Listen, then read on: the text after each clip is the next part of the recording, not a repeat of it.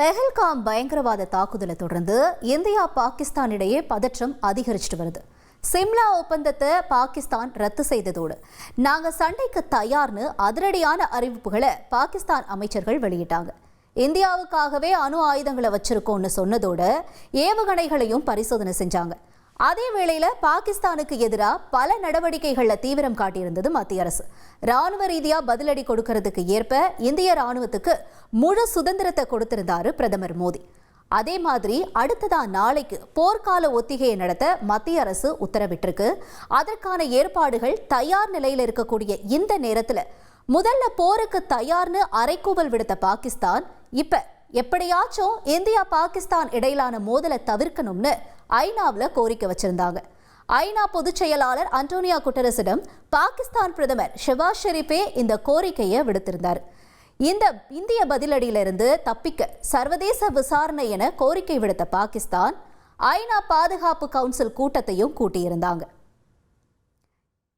இப்ப இந்த ஐநா பாதுகாப்பு கவுன்சில் கூட்டத்தில் பாகிஸ்தானுக்கு சரியான சாட்டை அடி கிடைச்சிருக்கு அப்படின்னு தான் சொல்லணும். 15 உறுப்பு நாடுகளை கொண்ட ஐநா பாதுகாப்பு கவுன்சில்ல இப்ப பாகிஸ்தான் நான் பெர்மனன்ட் உறுப்பு நாடா இருக்கு. இந்த நிலையில சீனாவோட உதவியோட எப்படியாச்சும் இந்த விவகாரத்தை திசை திருப்ப பாகிஸ்தான் முயற்சி செஞ்சுட்டு வருது.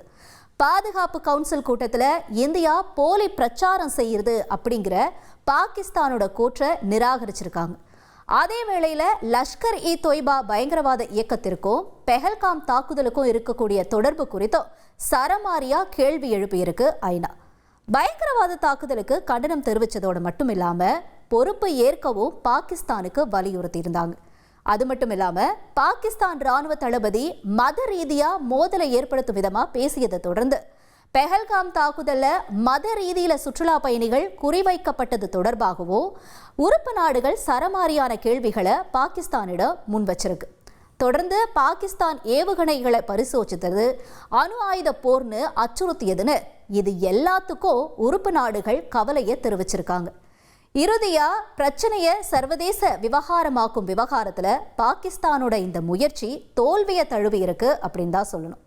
அல் கொய்தா, தாலிபான்கள் உட்பட பயங்கரவாத அமைப்புகளுக்கு எதிராக தடைகளை விதிக்கிற வகையில் செயல்படும் ஐநா பாதுகாப்பு கவுன்சிலினுடைய 1267 கமிட்டி லஷ்கர் இ தொய்பா பயங்கரவாத இயக்கத்திற்கும் தடை விதிச்சிருக்கு. அந்த இயக்கத்தோட தலைவரான ஹஃபீஸ் சயீத்திற்கும் தடை விதிச்சிருக்கு.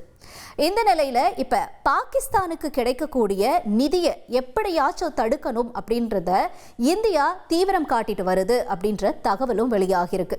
இப்ப பாகிஸ்தான் பயங்கரவாதத்திற்காக நிதியை ஸ்பெண்ட் பண்ணுது அப்படின்னா இதை எல்லாத்தையுமே ஒரு நிறுவனம் கண்காணிக்கும் அப்படின்னு சொல்லுவாங்க. அதாவது பிரான்ஸை தலைமை இடமா கொண்ட ஃபினான்ஷியல் ஆக்ஷன் டாஸ்க் ஃபோர்ஸ் அமைப்பு அப்படிங்கிறது தான். இவங்களோட வேலை என்னன்னா உலகளாவிய பண மோசடி, பயங்கரவாத நிதியுதவி கண்காணிப்பு அப்படிங்கிறத கண்காணிக்கிறதா இவங்களோட வேலை. அப்படி இருக்கும் பட்சத்தில் ஏற்கனவே பயங்கரவாதத்திற்கு நிதி போறதை தடுக்கிறதுல பாகிஸ்தான் நடவடிக்கை எடுக்கலன்னு ஃபினான்ஷியல் ஆக்ஷன் டாஸ்க் ஃபோர்ஸ் பாகிஸ்தானை 2018 சாம்பல் பட்டியலில் சேர்த்திருந்தாங்க. அதாவது கிரே லிஸ்ட் அப்படின்னு சொல்லுவாங்க. கிரே லிஸ்ட்ல போனா அந்த நாட்டுக்கு நிதி கிடைக்காது. அந்த மாதிரி தான் பாகிஸ்தானுக்கும் 2018 நிதி கிடைக்காம இருந்துச்சு. அதே மாதிரி ஒரு நீண்ட போராட்டத்துக்கு அப்புறமா 2022 சாம்பல் பட்டியலில் இருந்து பாகிஸ்தானை விடுவிச்சிருந்தாங்க. இப்ப லஷ்கர் இ தொய்பா பயங்கரவாத இயக்கம் செயல்படுறது உறுதியாகுது அப்படிங்கிற பட்சத்துல பாகிஸ்தானுக்கு அது பாதகமா அமையும். பாகிஸ்தானுக்கு புதுசா 59,059 கோடியை வழங்க சர்வதேச நாணய நிதியமும் ஒரு பக்கம் உறுதியளிச்சிருக்கு. அதே மாதிரி இன்னொரு பக்கம் உலக வங்கி, ஆசிய வளர்ச்சி வங்கியும் பாகிஸ்தானுக்கு கடன் உத்தரவாதம் அளிச்சிருக்கு. அதனால பயங்கரவாதத்துக்கு நிதி விவகாரத்துல பாகிஸ்தானுக்கு எப்படியோ நிதி கிடைக்கிறத தடுக்கிறதுக்கு மத்திய அரசு தீவிரம் காட்டிட்டு வருவதா ஒரு தகவலும் வெளியாயிருக்கு. ஒருவேளை இந்தியா பாகிஸ்தானுக்கு நிதி கிடைக்கிறத தடுத்துட்டா மறுபடியும் ஃபினான்ஷியல் ஆக்ஷன் டாஸ்க் ஃபோர்ஸ்ல பாகிஸ்தானை சாம்பல் பட்டியல்ல சேர்த்துச்சுன்னா ஏற்கனவே பொருளாதாரத்தால பாதிக்கப்பட்டிருக்க பாகிஸ்தானுக்கு இது பெரிய இழப்பா இருக்கும் அப்படின்னு பொருளாதார வல்லுநர்கள் சொல்லுறாங்க. கடன் உதவி, சர்வதேச முதலீடுகள் எல்லாமே பாகிஸ்தானுக்கு கேள்விக்குறியாகும் அப்படின்னும் அவங்க சுட்டிக்காட்டுறாங்க. உங்கள் தந்தி ஒன் தொலைக்காட்சியில் கால பைரவன் தினமும் காலை 8 மணிக்கு காண தவறாதீர்கள்.